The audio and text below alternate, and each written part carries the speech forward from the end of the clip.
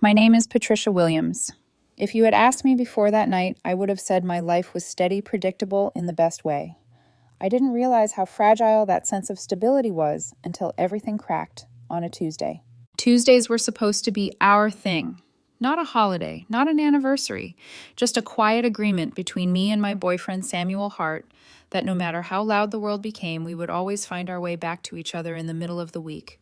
I cooked, he picked the movie, and for a few hours the chaos outside our apartment didn't matter. That evening felt no different at first. The scent of garlic and thyme warmed the kitchen, drifting through the apartment like an old memory. The sauce, simmering on the stove, bubbled softly, a comforting rhythm I'd come to associate with peace. I moved around the counter with a familiar ease, chopping parsley, lowering the heat, swaying absently to the soft hum of a late evening radio playlist. But when Samuel walked through the door, the atmosphere shifted. He didn't enter with the tired slump of a long day. He came in charged like he had stepped out of a spotlight instead of an office. His hair was styled again, the collar of his shirt crisp, and he smelled faintly of the cologne he wore on weekends, not workdays. And more telling than all of that, he was smiling at his phone. "Hey," I said, giving the sauce one more stir as I leaned in for a greeting. He angled his cheek toward me, not rudely, but distractedly, eyes still scanning whatever was on the screen.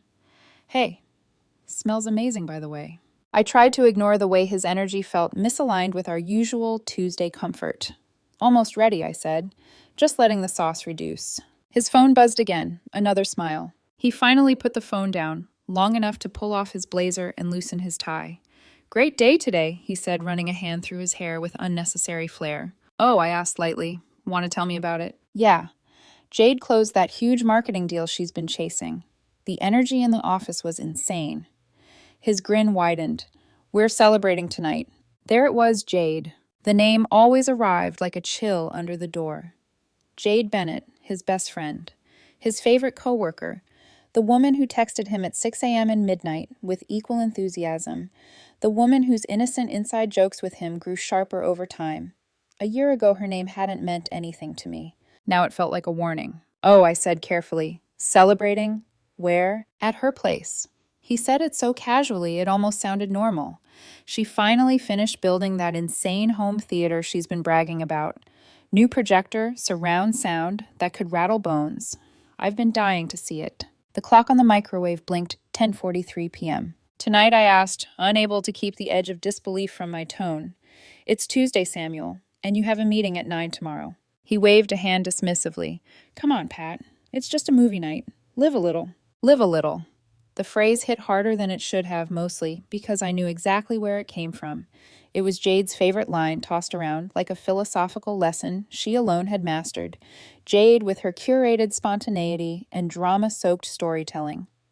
Jade who believed emotions were meant to be loud and messy and schedules were for boring people. I looked at him, really looked, the excitement lighting up his face. It wasn't for me. It wasn't for our ritual. It was for her. "Samuel," I said softly, "it's almost 11. He rolled his eyes, a gesture that used to be playful but lately had turned cutting. "Don't start. It's not a big deal." She ordered takeout from that fancy Thai place and we're doing a double feature. I'll probably crash there if it gets too late. The words slid out like they were perfectly reasonable. In that moment, something inside me went still. Not shattered, not furious, just quiet. Quiet in the way a storm pauses right before it decides whether it will break a window or tear down a house. So I said, "You're choosing Jade over our night." His jaw tightened. "I am choosing fun. You take everything so seriously. Jade knows how to unwind. You—" He stopped himself, but the damage landed anyway. The radio hummed behind us. The sauce bubbled one last time, and I realized with a clarity that chilled me that our relationship had shifted long before tonight. He had simply stopped pretending. Every possible reaction flickered in me. Anger, heartbreak, disappointment. A plea for him to reconsider. I could have told him how much this hurt. I could have asked him why our Tuesdays didn't matter anymore.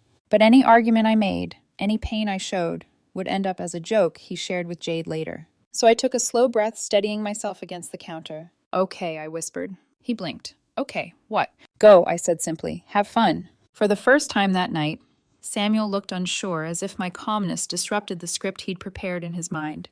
He had expected a fight, maybe even welcomed one. What he got instead was permission. Permission he didn't deserve. but which freed me more than it freed him. Right, he muttered.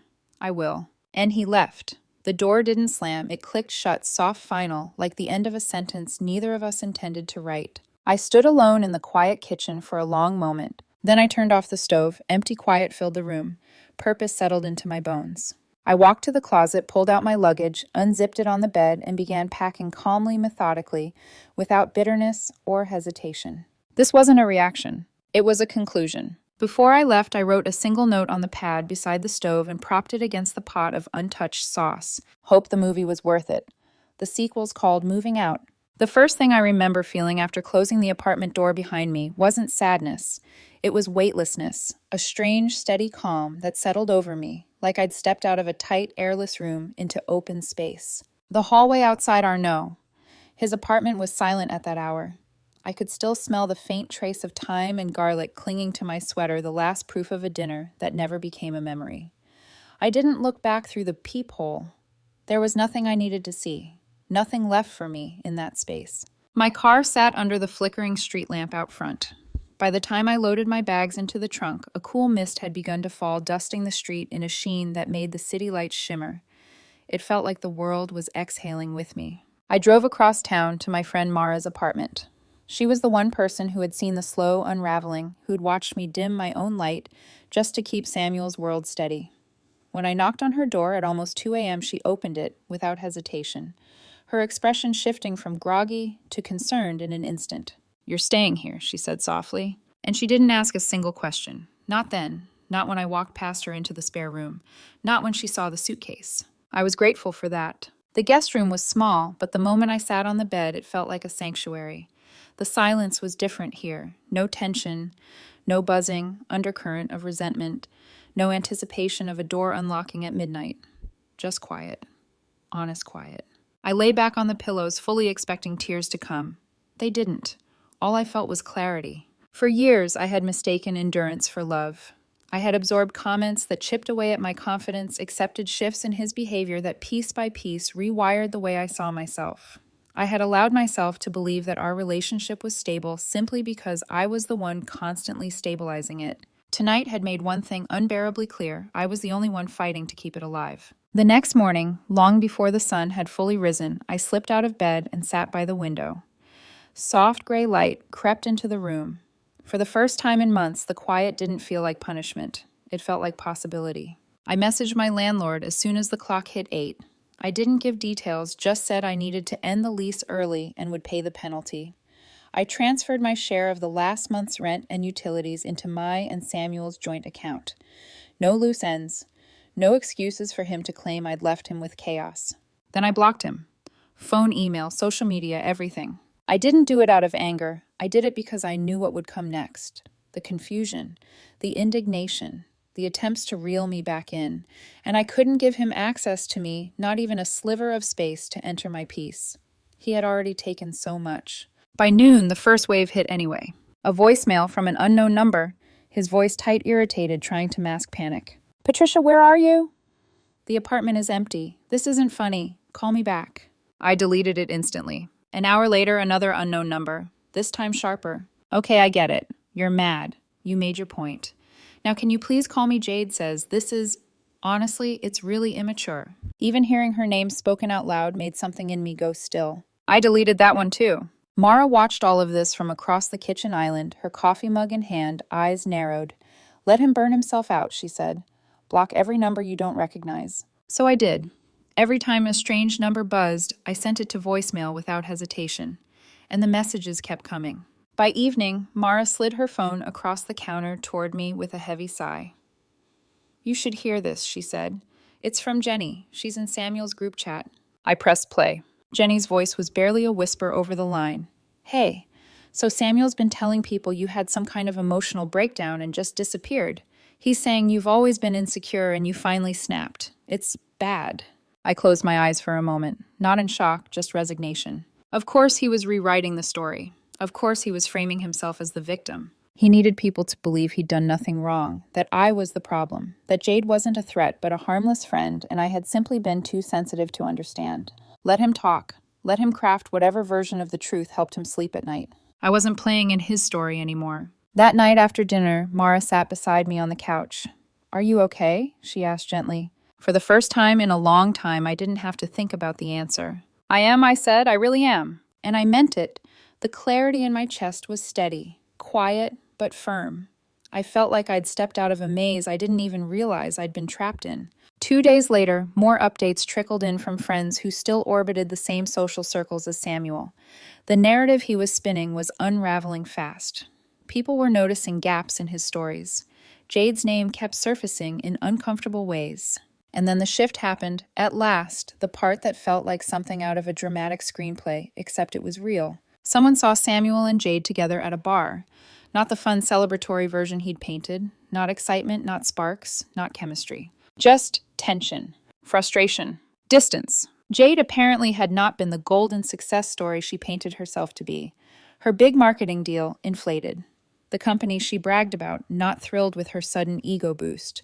The reputation she'd built already crumbling. And Samuel, who'd run toward her like she was freedom, was now stuck with the reality he'd traded me for. A storm of embarrassment, financial stress, and social fallout circled him like vultures. I listened to all of this while sitting at Mara's kitchen table, stirring honey into my tea. I didn't feel satisfaction. I didn't feel vindication. I felt distance, a clean, quiet distance I'd earned. By the end of the week, I had signed a lease on a new apartment across town, a small one-bedroom with tall windows and morning light. A place for me and only me. The life I was beginning to build there wasn't loud or grand. It was simple, peaceful, mine. And as that peace settled in, I knew one thing for certain. Samuel wasn't done trying. The first sign that Samuel's world was starting to crumble didn't come from him. It came from a friend of a friend, the kind of person who normally stayed miles away from drama, but apparently couldn't resist sharing this particular update. I was unpacking the last box in my new apartment, my drafting tools, a few books, a single photo of me and my parents when Mara walked in holding her phone like it was carrying state secrets.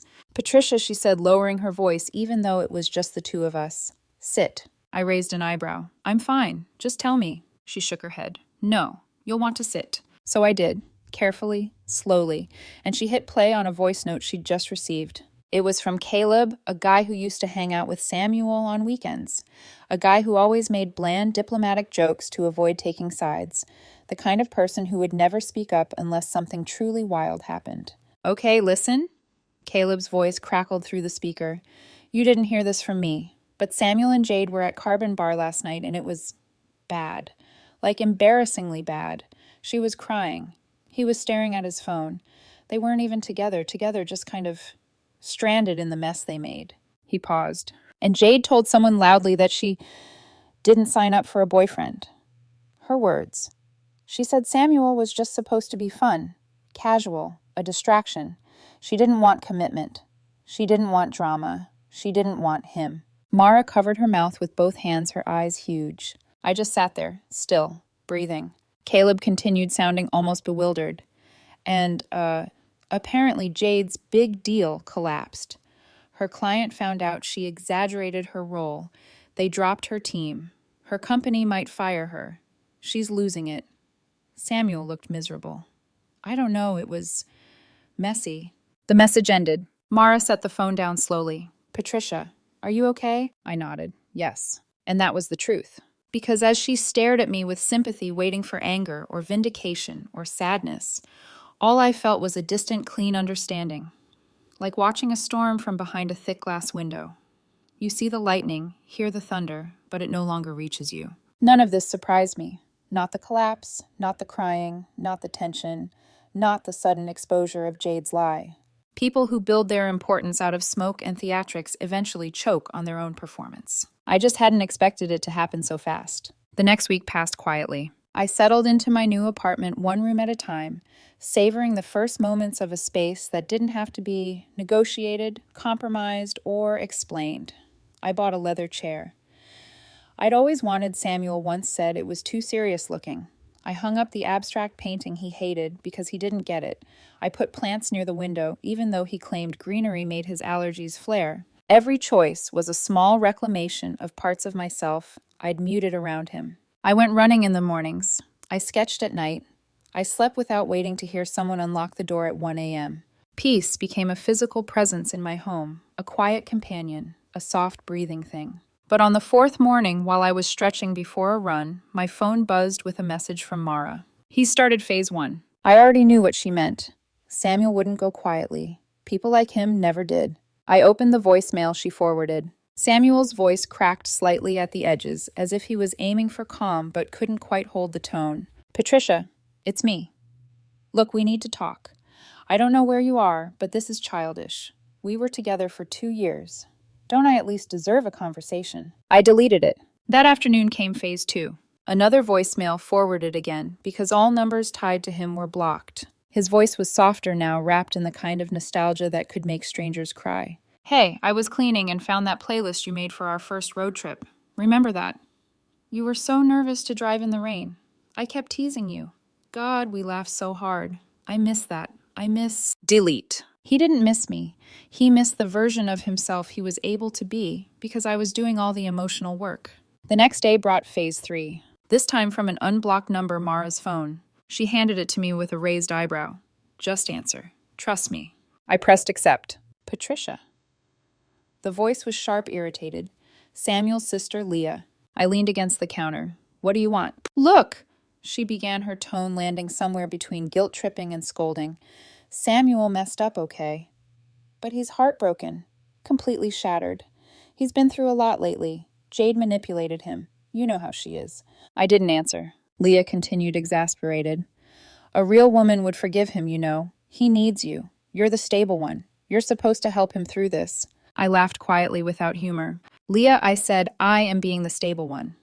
By staying far away from your brother. She sputtered. You're really going to throw everything away just like that? No, I said calmly. He did that for me. And I hung up. Mara burst out laughing the moment the call ended. I just took a sip of my coffee. It was almost peaceful watching their attempts bounce off the walls of the life I was rebuilding.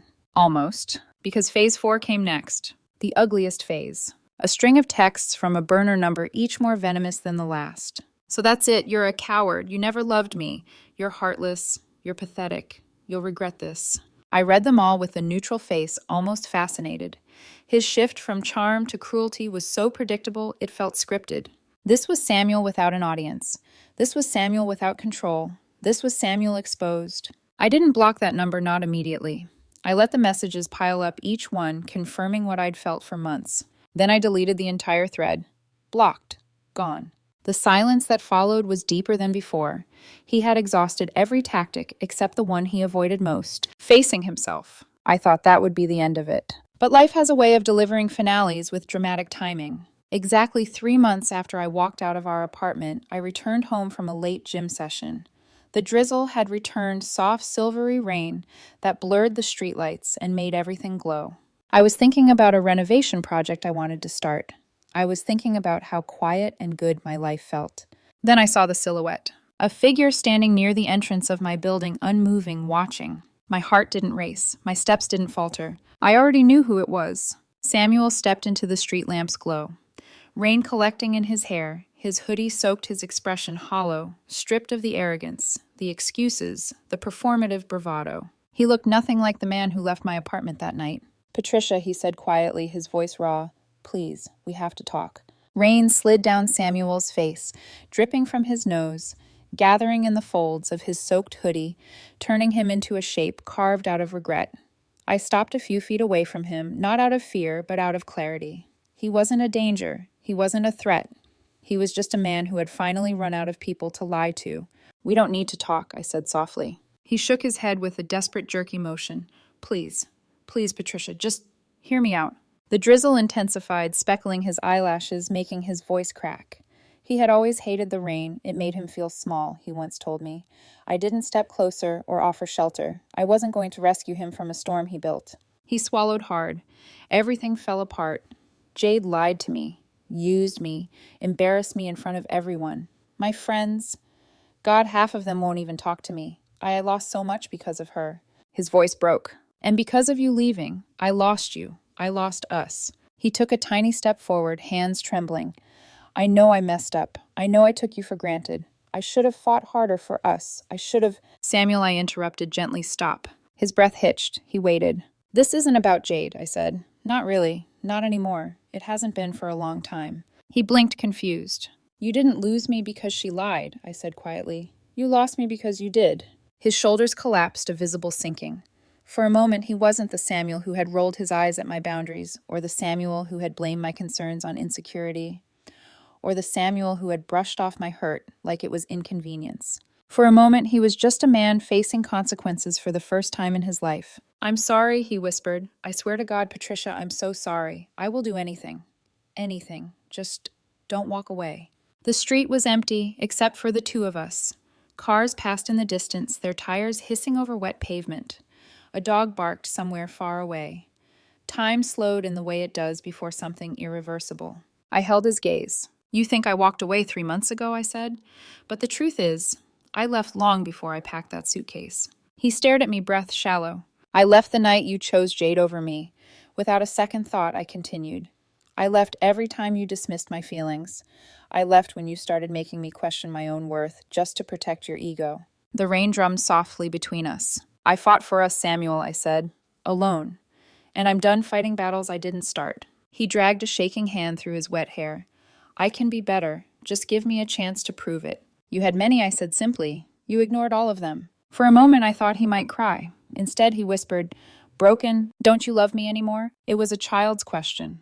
The last weapon someone uses when all others fail. I took a slow breath, not to calm myself, but because I wanted my answer to be honest.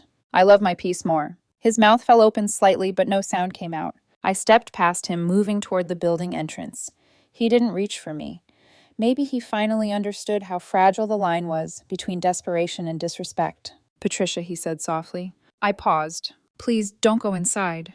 His voice was barely a whisper. If I walk away right now, I won't survive this. I turned just enough to look at him, soaked, defeated, hollowed out by his own choices. You will, I said. You just won't survive as the person you were. That's the point. He flinched. It wasn't cruelty. It was truth. I moved toward the door again. His final words followed me like a last attempt to pull me back into a story I no longer belonged to. I loved you the best way I knew how. I didn't turn. The way you knew how I said wasn't enough. The lobby door clicked shut behind me, sealing him out in the rain and sealing my life in with the peace I had chosen. I didn't check the window. I didn't watch him leave. I didn't replay the conversation. I walked to my apartment, peeled off my damp jacket, and hung it by the heater.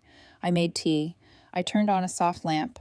I sat in my leather chair and listened to the gentle hum of the world outside. My phone stayed silent. My heart stayed calm. And for the first time since everything began, the quiet wasn't an absence, it was a beginning. The rain didn't stop for hours. It drummed against the windows of my apartment in a steady rhythm, like a reminder that the world outside was still unraveling, even though mine had finally settled. I sat in my chair, knees drawn close, tea warming my hands, listening to the quiet hum of my new life. I didn't check my phone. I didn't open the blinds. I didn't replay Samuel's words in my head the way I used to. The peace felt earned, not gifted, not coincidental, but something I had carved out of months of exhaustion, clarity, and grit. A peace that existed because I had chosen it.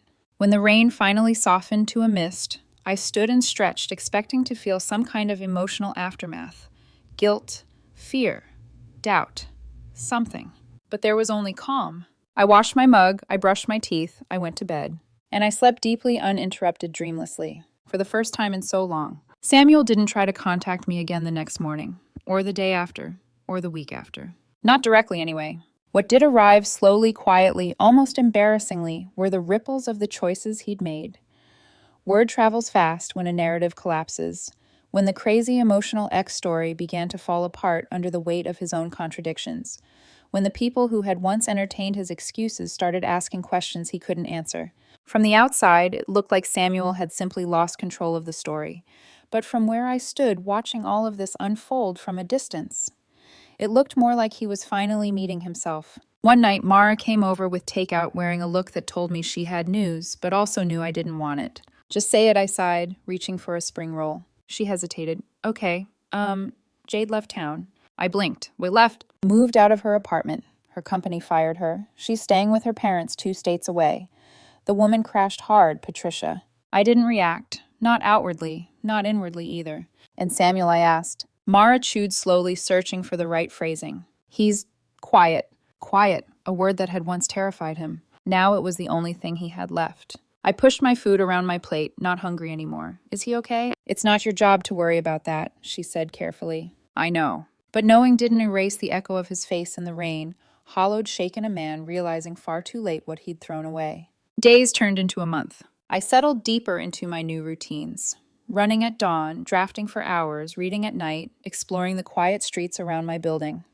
My apartment slowly became a reflection of everything I had muted for years, warm, colorful, grounded.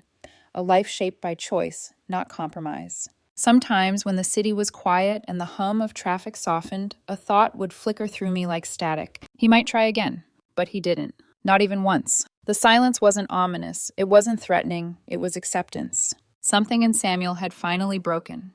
Not in a tragic, melodramatic way, but in the way a person inevitably shatters when the mirror they've been holding up to others finally turns back on them. And I didn't need to witness the aftermath to know that he was learning his lesson the hardest way possible. 3 months after that rainy night, I found myself standing on my balcony during golden hour, the sun warming the bricks of the building across from mine, the city humming softly below. My phone buzzed, an unknown number, but the tone of it, not desperate, not persistent, made my stomach feel strangely still. I let it go to voicemail.